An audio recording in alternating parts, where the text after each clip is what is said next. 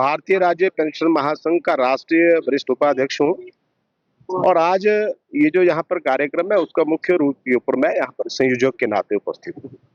Sir आज ये बहुत बड़ी भाग्य की विडंबना है या इस हिमाचल प्रदेश की जनता का दुर्भाग्य है कि लगभग 2 वर्षों से ज्यादा समय हो गया इस सरकार को जो व्यवस्था परिवर्तन का नारा देकर के सत्ता में आई थी, और आज बड़े दुख के साथ ये कहना पड़ रहा है कि जिन लोगों ने सारी उम्र इस प्रदेश की तरक्की के लिए अपनी लगा दी, इस प्रदेश की तस्वीर और तदबीर बनाने में लगा दी, सरकारी नौकरी करते हुए गुजार दी, आज वो उम्र के इस पड़ाव में आकर के हिमाचल प्रदेश के कोने कोने से लोग यहाँ पर पहुंचे हैं, तो ये समझ लीजिए कि सरकार की नालायकी का जीता जागता नमूना है।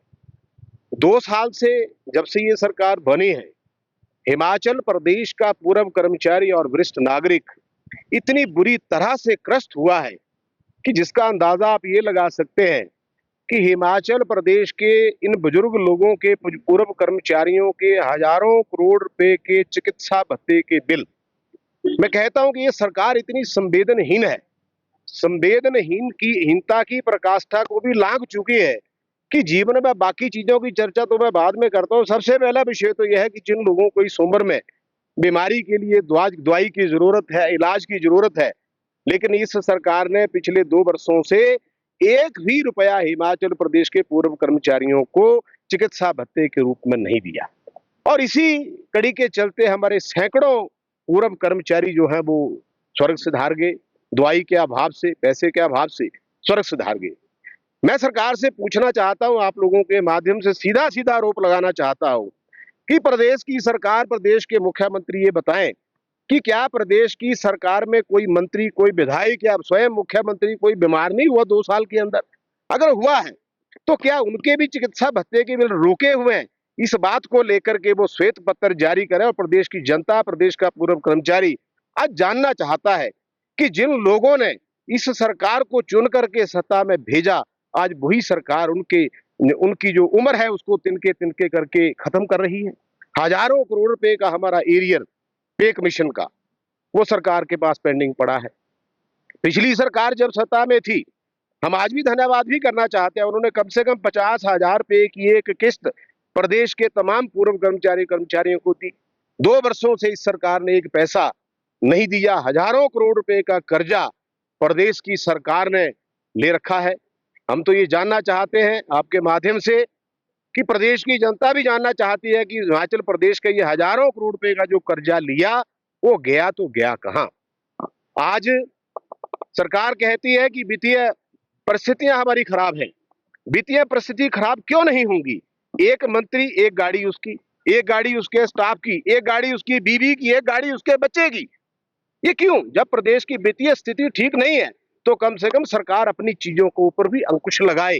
आज अधिकारियों की फौज लगातार सरकार के पैसे का मिसयूज कर रही है। आप तो शिमला में रहते हैं, आप प्रबुद्ध पत्रकार हैं, आपने हमेशा हमारा सहयोग किया है, आप सच्चाई जानते हैं कि जितने भी टॉप पे बैठे अधिकारी हैं, एक एक गाड़ी उनके बच्चों और बीवियों को घुमा करके शहर में लेके जाती है। क्यों?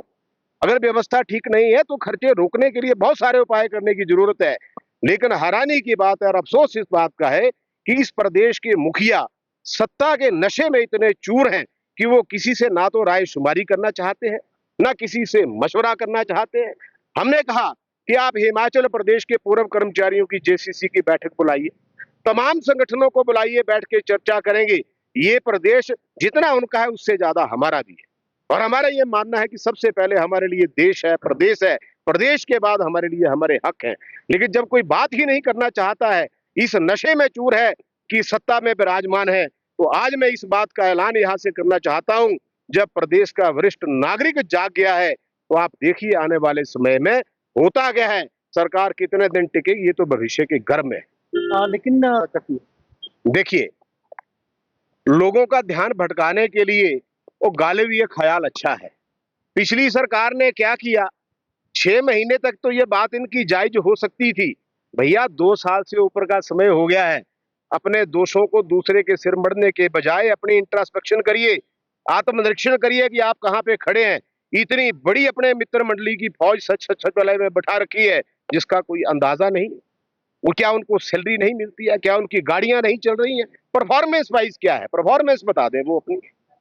तो दूसरे के ऊपर दोषारोपण करना आसान है। सरकार अपनी व्यवस्था बताए। पिछली सरकार ने हमारा किया, हम उनका आज भी धन्यवाद कर रहे हैं। 65, 70, 75 का मामला था 2000, और अभी भी 2022 में 31 अगस्त 2022 को हिमाचल प्रदेश के इतिहास में इतनी बड़ी जेसीसी हुई जो आज दिन तक कभी नहीं हुई, जिसके अंदर तमाम बोर्ड कारपोरेशन गए और हमने 65, 70, 75 का वित्तीय लाभ नई पेंशन के साथ सरकार से अनाउंस करवाया। अनाउंस ही नहीं करवाया, 10 दिन के अंदर लोगों के खाते में डलवाने का काम किया, जिससे प्रदेश का पूर्व कर्मचारी आज जिसकी उम्र 65, 70, 75 है, वो 3,000, 5,000, 6,000, 7,000 रुपए का अतिरिक्त लाभ ले रहा है। ये काम सरकार ने किया। आपने किया कि आप ये बताइए, अगर एक किस्त भी आपने एरियर की दी होती, हम आपका गुणगान करते। हम अभी भी कह रहे हैं कि समय है, समय रहते सुधर जाएं। हम 15 दिन के अंदर ज्वाइंट एक्शन कमेटी का ऐलान कर रहे हैं। 15 दिन के अंदर ज्वाइंट एक्शन कमेटी प्रदेश के तमाम संगठनों को लेकर के बना दी जाएगी। और ये जो आंदोलन है, आज तो छोटी सी गड़ाई है, ठंड थी, धूप सेकने के लिए प्रदेश भर से लोग यहाँ पे आए हैं। ये धूप भी सेकेंगे और सरकार के खिलाफ गुणगान भी करेंगे, और इसके बाद इसका जो रिजल्ट होगा वो आप लोगों के सामने आएगा। कितनी देनदारियां पेंडिंग है? हजारों करोड़। आप सिफरे लगाते लगाते थक जाएंगे भाई साहब। हजारों करोड़ की देनदारी कर्मचारियों और पेंशनों की है। और अफसोस इस बात का है कि जिन लोगों को वाटर गार्ड, जिनकी तनख्वाह 3,000, 4,000 रुपए मात्र है, 4 महीने से तनख्वाह नहीं है, ऐसे असंख्य श्रेणियां मैं आपको गिना सकता हूं जिनको तनख्वाह नहीं मिल रही है। और हमारे प्रदेश के पूर्व कर्मचारियों को अभी तक कम से कम 3-4 जिलों में पेंशन नहीं डाली गई। और आज ये नया एक हैरानी की बात है, ये हुआ सचमुच में व्यवस्था परिवर्तन। क्योंकि आज दिन तक के इतिहास में जब से प्रदेश अस्तित्व में आया है या देश के अंदर काम होता है, तो पेंशन जो है वो एक ही दिन एक ही डीडीओ कोड से पूरे प्रदेश के पेंशनर्स को दे दी जाती थी। इस सरकार ने उसको भी तोड़ मरोड़ करके जिला वाइज बांट दिया। अभी तक 4 जिलों में पेंशन नहीं पड़ी है, ट्रेजरी जो है वो बंद पड़ी है। इससे बड़ा वित्तीय कुप्रबंधन जो है वो किसी सरकार का हमने तो आज दिन तक नहीं देखा। परिवहन की 1 साल से भी नहीं। हाँ, परिवहन के लोगों को 1 साल से पेंशन नहीं है, बिजली बोर्ड के लोगों को ओपीएस नहीं है। ऐसे असंख्य मामले हैं जिन मामलों की अभी चर्चा होगी। आप देखेंगे कि प्रदेश के लोग, प्रदेश के ये वरिष्ठ नागरिक इस उम्र के पड़ाव में अगर यहाँ पहुंचे हैं कोने कोने से, तो कुछ ना कुछ तो तबाही होने वाली है। पंजाब जिंदाबाद, जिंदाबाद, जिंदाबाद, जिंदाबाद, जिंदाबाद, जिंदाबाद, जिंदाबाद, जिंदाबाद, पंचायत शर्मा आगे बढ़ो, पेंशनर एकता जिंदाबाद, सभी पेंशनर भाई भाई। हमसे जुड़े रहने के लिए हमारे YouTube चैनल को सब्सक्राइब करें और नई वीडियो की नोटिफिकेशन के लिए बेल आइकॉन को दबाएं। अगर आप ये वीडियो Facebook पर देख रहे हैं तो लाइक जरूर करें और ज्यादा से ज्यादा शेयर करें। इसी तरह के और भी अपडेट्स के लिए फॉलो करें हमारा Instagram पेज himachal.kesri।